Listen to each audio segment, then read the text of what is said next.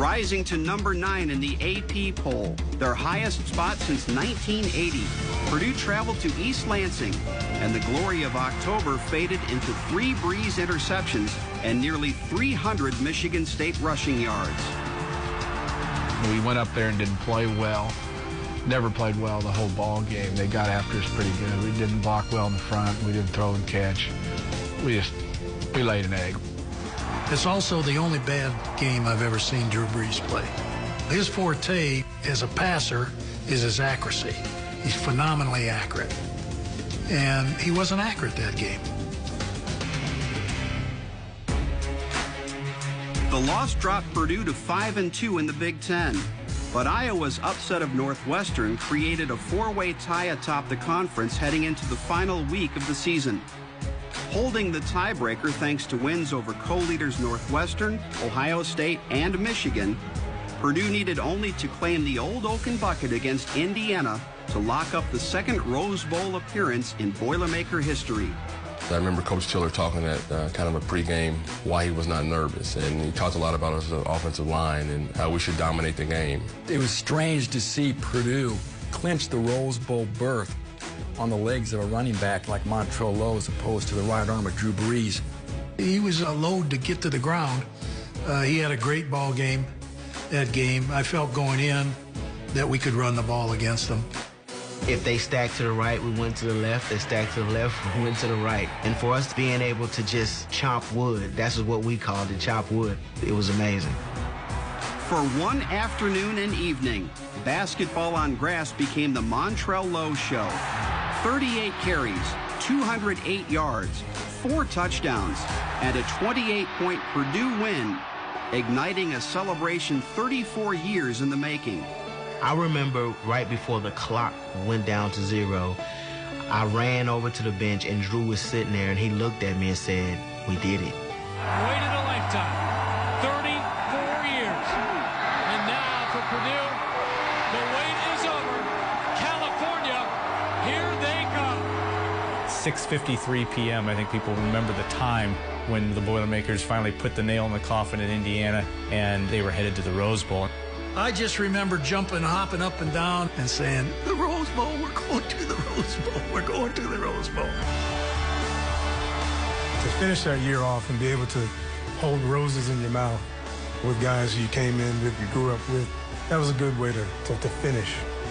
That game in itself made it the validation of everything that you've gone through, and that to take care of what you're supposed to, you get rewarded. That 2000 season, we had the field rush 3 times.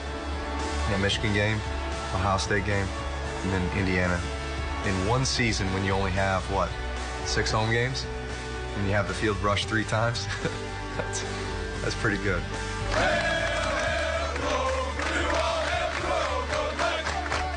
Clinching the Big Ten title and a Rose Bowl berth, when you commit to doing that 4 years previous, and you know the obstacles that you're going to have to overcome to get to it, it's significant. We did it, and the championship was ours. With the 2000 regular season over, 2 Purdue standouts collected individual honors. Tim Stratton won the John Mackey Award, given to the nation's top tight end, while Drew Brees picked up the Maxwell Award, honoring the nation's top player, and earned a return trip to New York for Heisman consideration. We felt very good about Drew's chances winning the Heisman. He didn't, but we felt he had a really legitimate chance to win it. Heisman 2000, there was a bunch of great candidates again. Chris Weinke won the Heisman. Just being there and being a part of that elite, club, and just everything it stands for. Arriving from West Lafayette for their first Rose Bowl appearance since 1967, the Purdue team and its fans attempted to create new memories throughout Southern California. What's up, West Lafayette? I'm sure West Lafayette's a ghost town. Seems like everybody's here.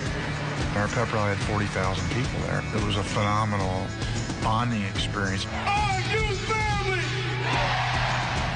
We went out on Sunset Boulevard, I believe, and got to meet some really cool people when we were on the Tonight Show, so that was a lot of fun. I just want to get the game on. I'm tired of all the pomp and circumstance kind of going around. I'm a player. I don't like all this stuff. I'd rather just get dirty and go at it. We were so impressed with how nice the grass was at the Rose Bowl. We felt so comfortable there. This is us. We're going to do this. Like, we belong here. We got it. I'd say one of the really cool things that I'll always remember, because I've got it on the helmet right now, is the equipment staff and Coach Tiller surprised us by putting not just a P insignia on our helmet, but a P with a rose through it to signify that Rose Bowl.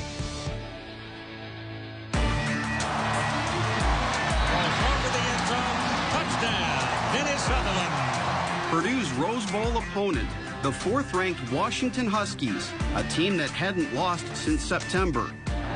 Keeps it, touchdown. Washington had a really good team. They had a really physical team. They were a much more physical team than we were. Just got it off.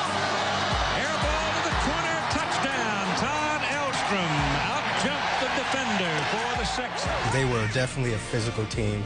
We competed our hardest. We competed the best we could. You know, just some things didn't go our way. To this day, I think about don't abandon the run so quickly. We didn't have a lot of success early. Then we started handing the ball to Montrell, calmed everything down a little bit. Reese on 2nd down and 10, throws high into the air to the end zone. Touchdown, Vinny Sutherland. The second Breeze to Vinny Sutherland touchdown connection of the day tied the game at 17 early in the 3rd quarter. But the Huskies turned out 268 yards rushing and sealed the 34-24 victory with 2 fourth-quarter touchdowns. Despite not getting the victory at the Rose Bowl, it made a lot of people happy, and I feel like we really resurrected the Purdue football program. If you were there and you played in it or coached in it, it matters that you didn't win it, but the fans just talk about the Rose Bowl.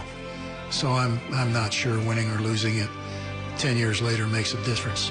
At that point in time, it hurt and it stung that we did not win. But as the years continued to move forward and knowing what we accomplished, it was a special moment. I'm so proud to have been a part of that 2000 team. Their commitment to each other, it was more than I've ever seen on any team. There was a bond. There was a special bond between all of us, and still is. This team, the 2000 Purdue football team, showed you can win big at Purdue. Purdue doesn't have to be a sorry sack football program. Purdue can be a significant Big Ten team. The Tillers changed the complete Purdue culture. Moving forward, everything's been compared to the Tiller years. It's almost a validation of what you're doing, you know, over the years you've done it the right way. It's a good feeling knowing that you've come away and you've made a better time in a better place. Meant everything. Not necessarily the glory days, but I mean, they kind of are. I was able to leave here as a champion in the Big Ten, and that means everything.